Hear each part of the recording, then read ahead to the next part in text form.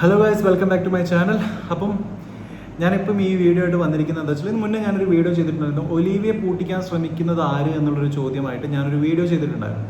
അപ്പം അതിൽ കുറേ പേര് കമൻറ്റ് ചെയ്തത് നിങ്ങളും പൈസ വാങ്ങി എന്നുള്ളൊരു മട്ടിലാണ്. I don't care about that. കാരണം പൈസ വാങ്ങി സത്യം പറയേണ്ട ആവശ്യം എനിക്കില്ല. അപ്പം അതുകൊണ്ട് ഇപ്പം ഞാനൊരു വീഡിയോ കണ്ടു ഒരു യൂട്യൂബ് ചാനലിൽ. പാർട്ട് 1 ആയിട്ടൊരു കഥയാണ്. പക്ഷേ ഞാൻ പറഞ്ഞ പോലെ തന്നെ കുറേ തെറികൾ വിളിച്ചും ഭീഷണിപ്പെടുത്തിയും കുറേ പേര് കാണിക്കുന്ന ഡ്രാമ ഉണ്ട്. നീതി എന്ന് പറഞ്ഞ പേരിൽ, അല്ലെങ്കിൽ കുറച്ച് പെൺകുട്ടികൾക്ക് നീതി എന്ന പേരിൽ കാണിച്ചു കൊടുക്കുന്ന കുറേ കോമാളിത്തരങ്ങളുണ്ട്. ഇപ്പോൾ യൂട്യൂബ് ചാനൽ അല്ലെങ്കിൽ യൂട്യൂബ് എന്ന് പറഞ്ഞ പ്ലാറ്റ്ഫോമിൽ ഇതിങ്ങനെ നിറഞ്ഞൊഴുകിക്കൊണ്ടിരിക്കുകയാണ്. കുറേ പേരുടെ മുന്നിൽ ചോദ്യചിഹ്നമായിട്ട് നിൽക്കുന്നുണ്ട്. കുറേ പേര് നല്ല രീതിയിൽ തന്നെ പ്രതികരിക്കുന്നുണ്ട്. എനിക്ക് തോന്നുന്നു നല്ലതാണ്. കുറേ പേര് സ്വയം തന്നെ തിരിച്ചറിയുന്നുണ്ട് ഇവരുടെ കള്ളക്കളി എന്താണെന്നുള്ളത്. അപ്പം ഇപ്പം കഥ പോലെ വന്നത് ഇതുപോലൊരു കാര്യമാണ്. ഞാൻ പറയുന്നത് ഇത്ര മാത്രമേ ഉള്ളൂ. ബിസിനസ് എന്ന് പറയുമ്പം ശത്രുക്കൾ എന്ന് പറയുന്നത് അതേ കാറ്റഗറിയിൽ ബിസിനസ് ചെയ്യുന്ന ആൾക്കാർ തന്നെയാണ് ഒരു ബിസിനസ് ചെയ്യുന്ന ആളുടെ ശത്രു എന്ന് പറയുന്നത്. ഒരിക്കലും ഒരു കസ്റ്റമറോ അല്ലെങ്കിൽ ഒരിക്കലും ഒരു മറ്റ് കാറ്റഗറിയിൽ നടത്തുന്ന ബിസിനസ്സുകാരോ അല്ല ഇവരുടെ ശത്രുക്കൾ എന്ന് പറയുന്നത്. ഒരേ കാറ്റഗറിയിൽ പെടുന്ന ബിസിനസ്സുകാർ തന്നെയാണ്. ഇപ്പം ഞാൻ വേണൊരു എക്സാമ്പിൾ പറയാം. നമ്മളൊരു ഹോട്ടൽ നടത്തുന്ന, അല്ലെങ്കിൽ ഞാനിപ്പോൾ ഒരു ഹോട്ടൽ നടത്തുകയാണ്. അവിടെ ഞാൻ അത്യാവശ്യം നല്ല ക്വാളിറ്റി ഫുഡ് അത്യാവശ്യം വില കുറവിൽ ഞാൻ കൊടുക്കുന്നുണ്ടെങ്കിൽ എനിക്ക് നല്ല കസ്റ്റമേഴ്സ് എന്തായാലും ഉണ്ടാവും, അല്ലേ? നല്ല കസ്റ്റമേഴ്സ് എന്തായാലും ഒഴുകി വരും. എനിക്ക് ചുറ്റും ഒരു 4 ഹോട്ടൽസ് ഉണ്ട്. അവിടെ കസ്റ്റമേഴ്സ് കുറവാണ്. 1-2 പേര് കയറി. എനിക്ക് 100 ആൾക്കാർ വരുന്നുണ്ടെങ്കിൽ അവിടെ 1-2 പേര് വരാണ്.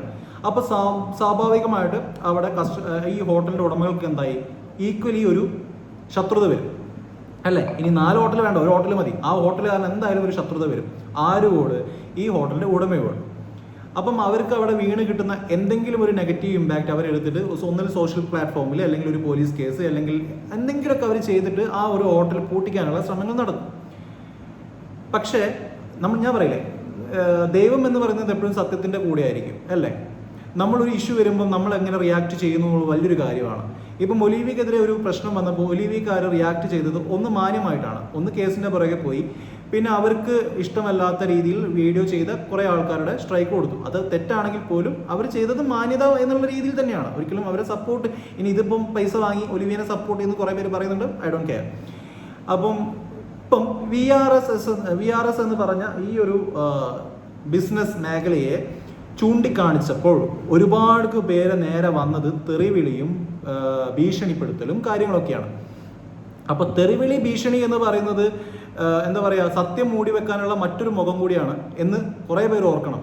കാരണം ഒലീവിയക്കാർക്ക് ഇതുപോലെ സത്യങ്ങൾ മൂടി വെക്കാൻ വേണ്ടിയിട്ട് ഇതുപോലെ തന്നെ ഒരുപാട് ആദ്യമേ റിയാക്ട് ചെയ്യാമായിരുന്നു, അല്ലേ? അവരൊരുപാട് വെയിറ്റ് ചെയ്ത് ഇതെല്ലാം സഹിച്ച് കണ്ടും കേട്ടും നിന്ന് അവരവരുടെ രീതിയിൽ തന്നെ അവർ ട്രീറ്റ് ചെയ്തു എല്ലാവരെയും. എനിക്ക് തോന്നുന്നു ഇറ്റ്സ് ഗുഡ്, ബാഡല്ല. പക്ഷെ ഇവർ ട്രീറ്റ് ചെയ്യുന്ന രീതിയിലേക്ക് വെച്ച് നോക്കുമ്പോൾ ഒലീവിയക്കാർ അത്രയോ മാന്യമായിട്ട് തന്നെയാണ് ഡീൽ ചെയ്തത് എല്ലാവരുമായിട്ടും.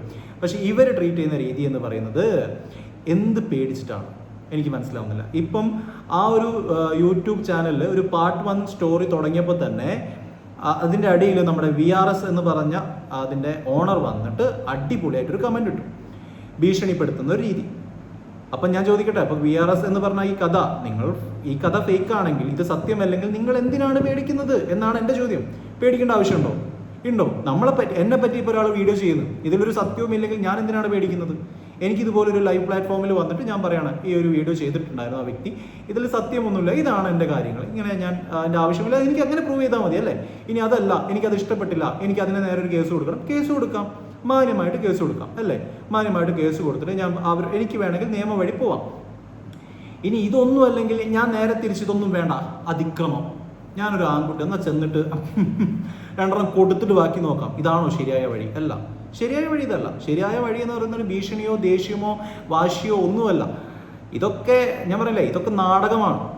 ഇപ്പം അരങ്ങേറിക്കൊണ്ടിരിക്കുന്ന കുറേ നാടകങ്ങൾ യൂട്യൂബിൽ വന്നുകൊണ്ടിരിക്കുകയാണ്. ചെയ്ത കാര്യങ്ങൾ ന്യായീകരിച്ചും അതിനെ സപ്പോർട്ട് ചെയ്യാൻ കുറേ എന്താ പറയുക, നല്ല മനുഷ്യരുണ്ട് കേട്ടോ. അതെനിക്ക് മനസ്സിലാവുന്നില്ല എന്താണെന്നുള്ളത്. ഇപ്പോഴും ഇത് ഞാൻ സംസാരിക്കുമ്പോൾ കുറേ പേര് പറയാ പൈസ വാങ്ങി, ഒലിവിയുടെ കയ്യിൽ നിന്ന് പൈസ വാങ്ങി. ഞാൻ പറയുന്നത് ഇപ്പോഴും ഐ ഡോണ്ട് കെയർ. കാരണം സത്യം എപ്പോഴാണെങ്കിലും പുറത്തു വരും. ഇന്ന് ഈ കഥ ഫിനിഷ് ചെയ്യുമ്പോൾ ഒന്നെങ്കിൽ VRSും ഒലീവിയയും തമ്മിലുള്ള ബന്ധം, ഒലീവിയ പൂട്ടിക്കാൻ ആര് ശ്രമിച്ചു എന്നതിൻ്റെ എക്സാക്റ്റ് കഥ പുറത്തു വരും. ഇനി അതല്ലെങ്കിൽ VRS എന്താണെന്നും അല്ലെങ്കിൽ VRSിൻ്റെ ഉടമ എന്താണെന്നും നമുക്ക് എക്സാക്റ്റ് മനസ്സിലാവും. ഇനി ഇതൊന്നും സത്യമല്ലെങ്കിൽ ഈ യൂട്യൂബർ ചെയ്യുന്നത് വളരെ തെറ്റുമാണെന്ന് പറയാൻ പറ്റും. കാരണം ഇതൊന്നും സത്യമല്ലെങ്കിൽ ഒരിക്കലും സത്യമല്ലാത്തൊരു കാര്യം ഒരു പ്ലാറ്റ്ഫോമിൽ ഒന്നും പറയാൻ പാടില്ല, ശരിയല്ലേ? അപ്പം ഇതൊന്നും സത്യമല്ലെങ്കിൽ ഓക്കെ. പക്ഷേ എനിക്ക് ഉറപ്പാണ് ഇതിൽ നല്ല പങ്ക് ഈ ഒരു വ്യക്തിക്ക് ഉണ്ട്. അതാരാന്ന് ഞാൻ പറയുന്നില്ല, പോകെ പോകെ കണ്ട് മനസ്സിലാക്കുക.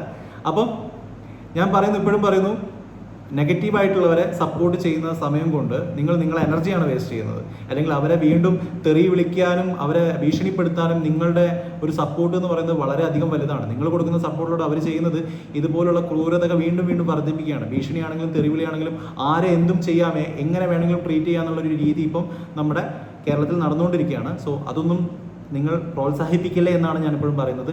നല്ലതിനെ പ്രോത്സാഹിപ്പിക്കൂ, എല്ലാത്തിനും ഒഴിവാക്കും പ്ലീസ്. ബൈ.